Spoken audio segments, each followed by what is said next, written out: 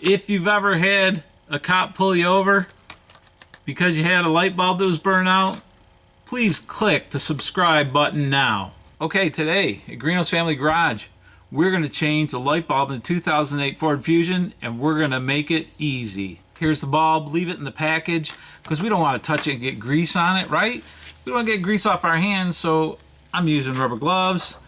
If you do touch the bulb, you can clean it with a clean towel and rubbing alcohol. And I've got this screwdriver. It's an angled Phillips head screwdriver. You'll see why we'll need that, but it'll make things easier. And also, I've got silicone paste for the connection. Now let's go do it. No matter your type of car, you first need to know which bulb to change. For example, on this 2008 Ford Fusion, you can see the replacement of the low beam number 1, the high beam number 2, and the front blinker running light number 3. To get the bulb information for your specific car, check your car's owner's manual, ask the parts store employee, or you can just take out the bulb and bring it with you to the parts store.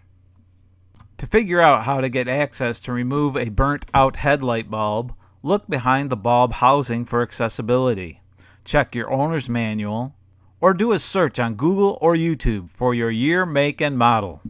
When you do replace a burnout bulb, it's recommended that you change both sides at the same time. So how do you figure out which bulb is burnt out? You simply turn on your lights specifically for each test. Turn on your right hand blinker and look to see if it's working. Next, try your left hand blinker. Then try your running lights. These are the lights usually at the setting before turning on your headlights. In this case, it's the same bulb as the blinker, but it just stays on and does not blink. Next, try your low beams, and then your high beams. By looking at the front of the car when trying each of these, you will notice which bulb is out. And remember, hot bulbs can burn you. And don't forget to turn off the lights. Leaving your lights on can run down your battery. Next, we will pop the hood, and we will prop it up safely. In this case, the passenger bulbs are hard to reach without some information. On this 2008 Fusion, start the car and turn the wheel all the way to the left. Then turn off the car. Make sure it's in park and the parking brake is on anytime you get out of the car. There is a bulb access door on the front of the inner wheel well. Using a short or stubby Phillips head screwdriver, you can remove the screw to the access door. Here's an example of a stubby screwdriver. Ensure you save the screw. Remove the bulb access cover. You can see the rubber cover that houses the low beam light bulb. This is the bulb we are changing today. Remove the cover and notice the plug in the bulb. You can see in the illustration that we'll need to turn the bulb counterclockwise and pull out on the two tabs as demonstrated by the blue arrows. This is to release the bulb and pull the bulb out of the plug socket. So now we have turned the plug in the bulb assembly counterclockwise about a quarter of a turn. You will notice it stop. Now you can pull the bulb out, but as you can see, it is still attached to the plug. Let me show you on the bench how the plug needs to be released in order to get the bulb free. You need to pry the two legs outward from the stops that hold the legs in place. If you don't do this, the bulb will not come out.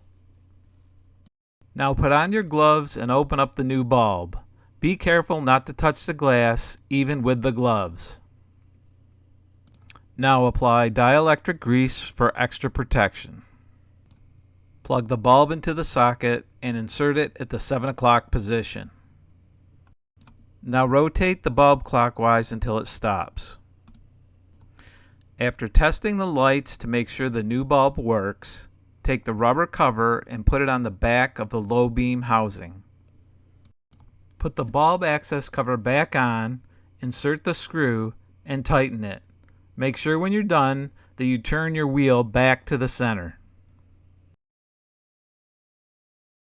Well, that was easy, wasn't it? I mean, that's how it should be done. Make things easy. This is Greeno's Family Garage. Please click subscribe. Please click the bell next to the subscribe so you can get notified when we have new videos out.